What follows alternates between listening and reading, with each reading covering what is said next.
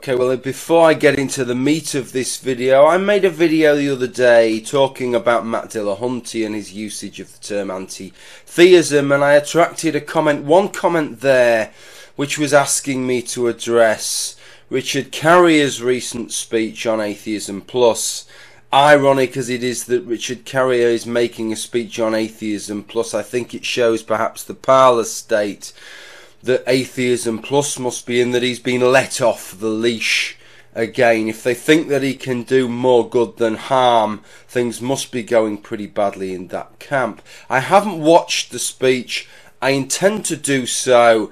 Then if I think I've got anything worth saying, I'll make a video. If I don't think I've got anything worth saying, obviously I'll make a video in any event. So instead, what I want to talk about today, it's old ground for me, it's something I've covered before, but something that I want to elaborate on a little bit, which is this whole business of the status of fatherhood. And what's triggered this in my mind is watching a video by Weisapple, a very good video. I'll give you the link down below. And she showed some footage of this lady outside of an MRA gathering, and this lady was trying to present a list, perhaps not in the most constructive manner that she could have given across that list. You could say that her style was somewhat combative and aggressive. She tried to get this list across of things that she sees feminists as tackling, that either MRAs don't think that feminists are tackling, or think that feminists are tackling the other way round. It wasn't entirely clear. I think because the level of vitriol was so high that it was hampering her ability to get a message across. But she talked about this subject of motherhood being valued above fatherhood, and fathers being viewed perhaps as second-class parents. Let me allow her to put it in her own words. If you shut the fuck up and let me read my list, there's the fucking proof. And so I obviously can't like. So, number one, shut the fuck up for a second. Feminists do not want you to lose custody of your children. The assumption that women are naturally better caregivers is part of patriarchy. A very interesting character. There's a lot more footage. I'll link to it. I invite you to watch more footage of this lady talking. I have to say, before I move on to the subject itself, having watched more of this lady, she talks a lot about entitlement and the entitlement of the people she's addressing. I can't help but feel she seems a very robust character, very sure of herself, not the kind of person that you could easily walk over, that she wouldn't be prepared to allow anybody else to address her the way that she feels entitled to address the gentleman that she's talking to. But there you go. I suppose hypocrites come in all shapes and sizes, colours and creeds. The thing that she was discussing in that clip was what got me thinking, because it's something that I've talked about before, which is this idea of fathers as second-class parents. And she makes a point that I've challenged before, that this is a symptom of patriarchy. It's quite interesting to try and think where that comes from. How do you ground that something is a symptom of patriarchy in that kind of way? What is true is that in the 1950s, when society was substantially more patriarchal than it is now, there was substantially less representation of women in the spheres of business and politics, spheres which they're still underrepresented in today, but there was even less representation in those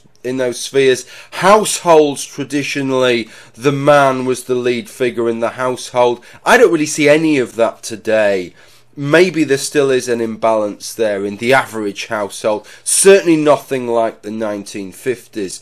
In the 1950s, certainly in the UK, when it came to a divorce, a separation where children were involved, the man, if he wanted the custody of his children, would get the custody of his children more times than not. And that was regarded as a symptom of patriarchy. And I think most people can understand the logic behind that. It's men looking out for men. It's men, the people in power, valuing maleness, valuing manhood, valuing men above women. And we can all kind of get a bit of a grasp on that. But what this lady is saying is that not only is that a symptom of patriarchy, but when the same patriarchal power structures value women above men, mothers above fathers, that's also a symptom of patriarchy. So seemingly any setup that's arrived at is a symptom of patriarchy.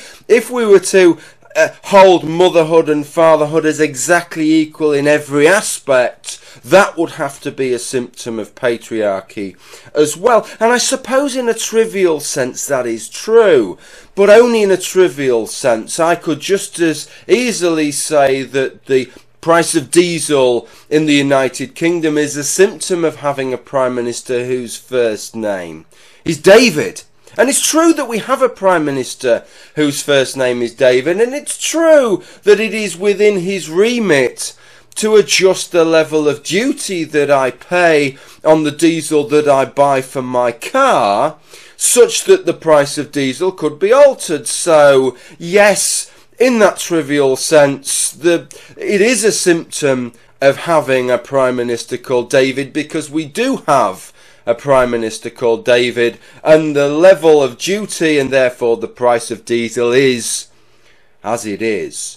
But to really make that argument, I'd want you to go a little bit further. I'm sure we can all see where you would need to go. You would really want to demonstrate that if we had a Prime Minister who had a name other than David, that the level of duty and therefore the price of diesel would be something different than what it actually is today. And I see no grounds, no expectation of that. And that is what I would expect in the kinds of arguments that are made here. If you wish to assert that patriarchy is responsible for valuing motherhood above fatherhood, then I don't expect you to prove it. It might not be possible to prove it, but I would expect you to give me a reasonable expectation that if rather than living under a patriarchy, and let me tell you that when I say a patriarchy, what I mean by that is that the majority of status positions, the whip hand in politics, business, and perhaps in the majority of household is held by males, that if we lived in a society other than a society configured like that, that we would expect something to be different. Now, there are some circumstances where if you try and sell me that, I would buy it. If it was a situation where we were valuing men above women and you were saying, well, if we lived in a matriarchal society, for example, as a contrast, that we would be more likely not to value men above women, that we might value men and women equally, or women above men, I could kind of have an expectation of that. I could see the logic behind that. But if you're talking about a situation where we're saying in a patriarchy, in a male-led society, we're valuing, in this instance, we're already valuing women above men, motherhood above fatherhood, what expectation could I have that if women held the whip hand, that we would value fathers more, men more, and women less? That just seems to defy logic. I have no reasonable expectation of that whatsoever. And if a matriarchy isn't going to function like that, why would a gender-neutral society, in terms of power structures and balance of power, an authority, have any different outcome whatsoever? I'm minded to think of other species. Let's stick with mammals, shall we? I am sure that there are some mammals out there where the father, the male of the species, plays a greater role in rearing the young than the mother does, than the female of the species. But I don't know what those species are. Everyone I've ever seen, David Attenborough, blathering on about. It's always been the mother. It's always been the female of the species that's done the majority of the rearing. Somebody made a really interesting point to me not that long ago when I started talking about the patriarchal structure of chimps in a kind of vaguely related video. That, well, actually, bonobos, as opposed to the common chimp, actually have, if anything, a matriarchal structure. And I conceded that point. It was a very interesting point in actual fact, and it shed a bit of extra light on that particular debate. But here's the thing. In the common chimp, the female does the majority of the child rearing. That's in a patriarchy. But then in this matriarchal bonobo society, what do we see? Do we see the male chimps do the majority of the child rearing? Bollocks, do we? We still see the mother do the majority of the child rearing. So this is what I want to try and sell you, rather than this snake oil that it's as a result of patriarchy that we value women above men when it comes to child rearing, that there's actually something innate and intuitive in this, that whether we lived in a patriarchy or a matriarchy or anything in between, we would value mothers above fathers intuitively, because probably, let's just bite the bullet and say it, on average, mothers probably are worth more than fathers. But the thing is, that's what we're trying to get away from, isn't it?